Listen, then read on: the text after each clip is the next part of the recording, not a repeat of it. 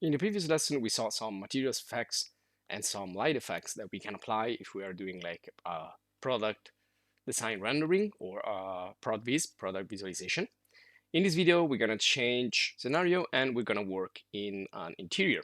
Now, first of all, you can see I applied some other materials and I've modified a little bit the scene and also the lighting. First of all, even though we are in the interiors, we can also set up the exteriors a little bit in terms of what I can see from the interior itself, and also in terms of lighting. So first of all, you should check your environment light. I'm using like a standard environment light here, which simulates an exterior. And then I'm using also a sun. So you can see here I have the sun and I can position this and I can use it for the exterior rendering as well.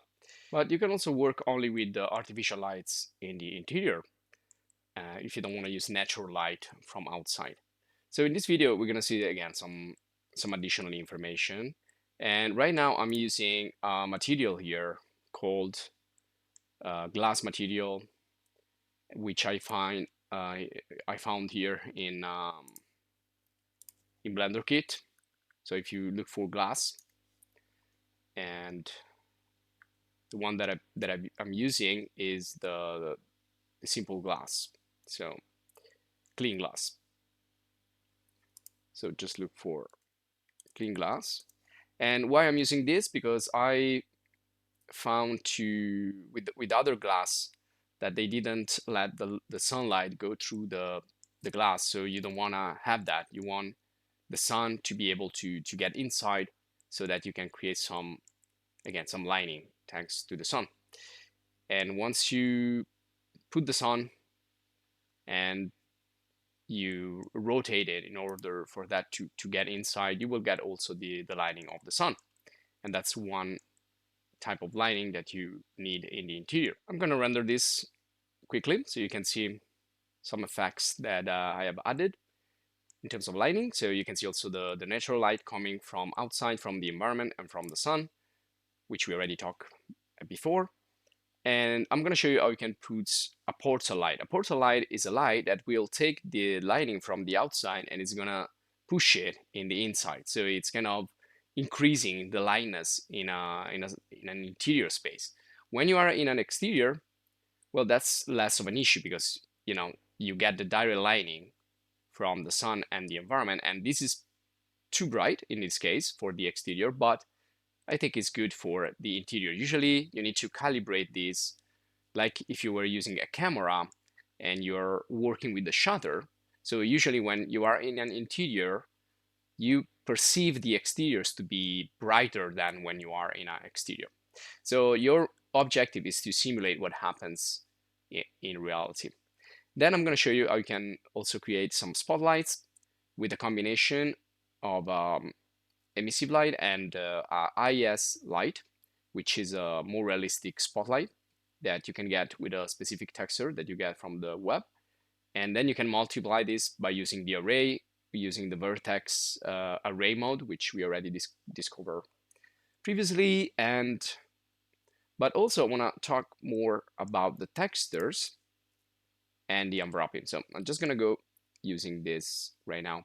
Now, other tips. If you feel that everything is too slow and you cannot even move around, well, your computer probably cannot handle too many polygons and too many textures and too many lights. So what you want to do is optimize a little bit the scene. I'm going to give you some tips and tricks that you can do. So one of these is deactivate the displacement. If you deactivate the displacement, for example, on this wall, well, that's going to make things a little bit less heavy. But if you want to use the displacement, you need to have subdivisions. But only use it if it's necessary. If you are really close to an object, that's probably a good choice. So you need to basically subdivide your mesh many times in order to have that effect. And you want to make sure that you are selecting all the faces, but just to give you. And probably you don't need to do that like on the faces that are far away. So try to work more with the details on objects that are close, and don't care too much about the things that are far away, because I'm going to show you also that we can add the depth of field effect, which is basically adding the focus on objects that are far or too far or too near, and it's a camera effect. Okay, so when I add more subdivisions here, I'll get a better result when I use displacement. And to see the displacement, you always need to render. But again, if it's too heavy, turn it off. Just unplug the effect. Okay, of course, if you want more details, you need to increase the subdivisions more and more and more. Now, let me just quit this. And also, other thing you can do if objects are too heavy is we can use the decimate modifier. Again, these are something that we already saw before, but just to recap some of the most important rules, because when you will be in this render part, you want to be able to move around comfortably in the scene, and make some changes, check the scene if there's something wrong or missing, or flickering and things like that. You don't want to spend too much time lagging, etc., etc. You can see I have also turned off all the part concerning the beds, the bedrooms, because I don't need them. I am in a living room, so I don't need anything that is like too far away or in another position.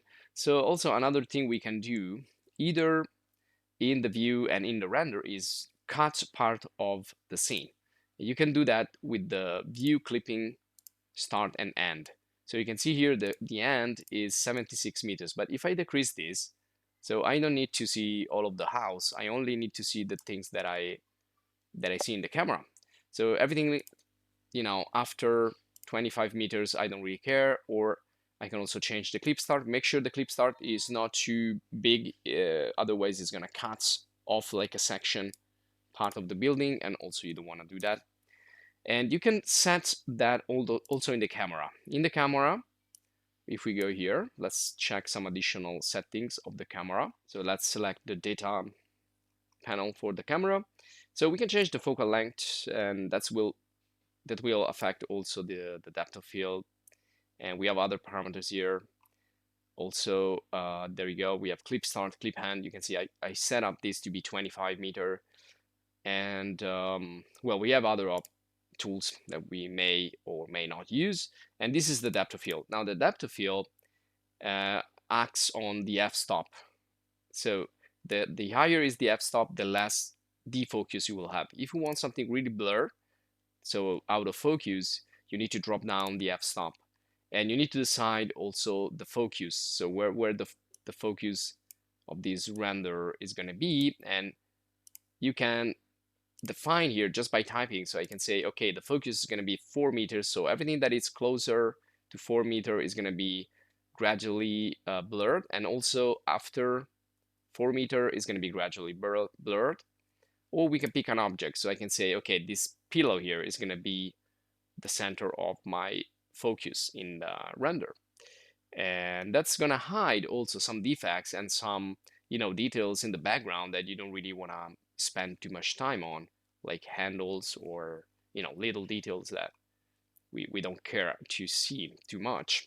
And also, if you go up, you can change the resolution of the rendering. You can see I've set up here 2000 times 1000, but you can change this. You can make this more like cinematographic, more widescreen, or more square, depending on what you need. So you can change this and adjust it however you want. You can increase also to 4K the resolution, but that's going to take more time. Of course, it's going to be a better rendering because it's going to be with a higher resolution. I want to add some details instead when the things are closer, like a painting or other props. I got this image here from Picreal, which we covered in another video guide. Also, make sure you check the Substance 3D English video course if you want to know more about mapping and materials and creating more photorealistic things. And also check the 3D architecture and interior design in Blender if you want to know better how to work in architecture. and character design if you want to do sculpting, and of course always search here and type the name of the thing you're searching for so you can find it. And we have 3D character design lessons and a course for sculpting and painting and much more. There you go, that's the lesson. And we have workshop and other stuff that you can have a look at.